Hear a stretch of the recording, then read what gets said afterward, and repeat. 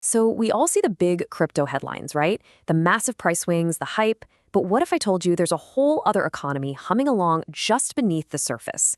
A kind of hidden war that's quietly shaping the future of crypto. Today, we're going to pull back that curtain. And when I say battlefield, don't picture the usual chaos of price charts going crazy or those loud arguments on Twitter. Nope, this is something else entirely. It's quieter. A game of whispers, of careful strategy, all happening way out of the public spotlight.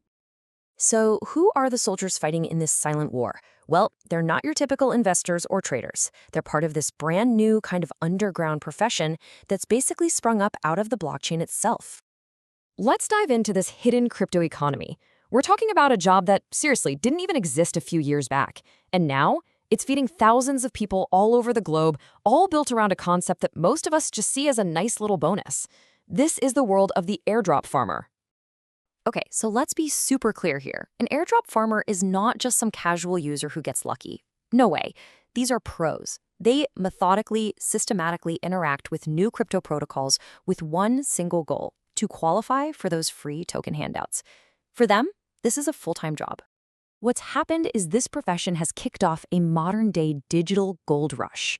But here's the thing. While you and I might see an airdrop as winning the lottery, for these farmers, it's a calculated hustle. The payout isn't about luck. It's earned through incredibly meticulous and often repetitive work. And that really shows you the huge difference in how people see this. For most, it's free money, a cool surprise. For a farmer, the reality is a full-time commitment that's all about strategy.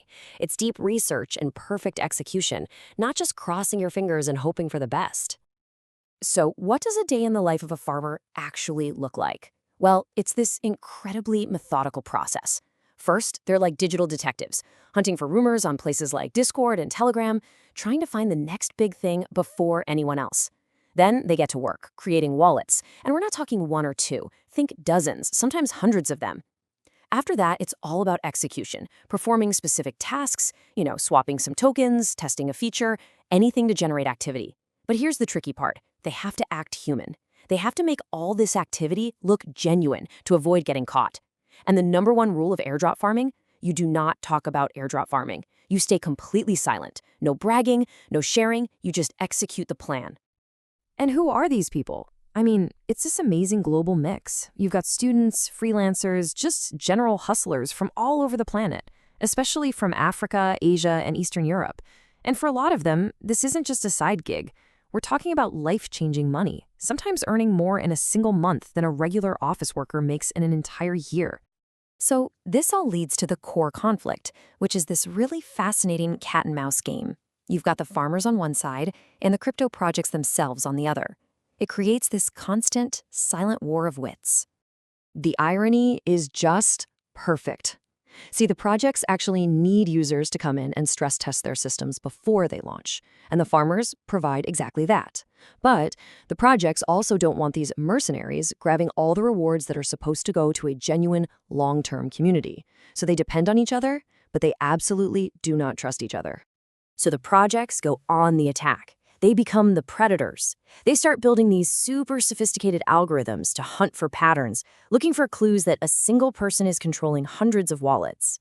They're trying to find accounts that do just the bare minimum, all to filter out the farmers before the airdrop actually happens. But the farmers, they adapt. They become the prey, and they are constantly evolving to survive. They change up their methods, rotate their strategies, operate in these small, decentralized groups to avoid leaving a big footprint. They're literally learning to mimic human randomness, becoming ghosts in the machine. Now, this constant back and forth, this battle, it's having a pretty surprising side effect.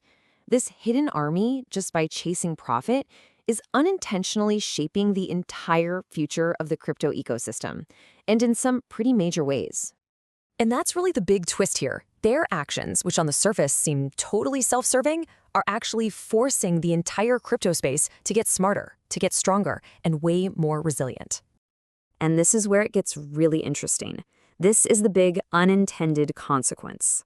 Because these farmers are so incredibly good at gaming the system, the projects have no choice but to build better systems. It's like an arms race. They're forced to beef up their security, to design smarter airdrops that actually reward real, genuine engagement instead of just robotic clicks. And, at the end of the day, they're forced to build products that people actually want to use, not just farm for free tokens. So in the end, these airdrop farmers kind of perfectly capture the central paradox of Web3. On one hand, you have incredible ingenuity and a real global opportunity. On the other, you have exploitation and chaos. They're both a feature and a bug of this new digital world, all at the same time. And don't get it twisted, this is not some small niche thing. We are talking about a massive and growing, invisible army that's operating in the background of the entire crypto industry. So, the next time you see a headline about $1 billion airdrop for some new project, just remember this. Behind that huge number are thousands of silent operators who executed a plan with almost military-like precision to claim their cut. Ultimately, it just boils down to a fundamental human truth, doesn't it? People will always chase an opportunity, especially when it's hiding in a new, confusing space where most people would never even think to look.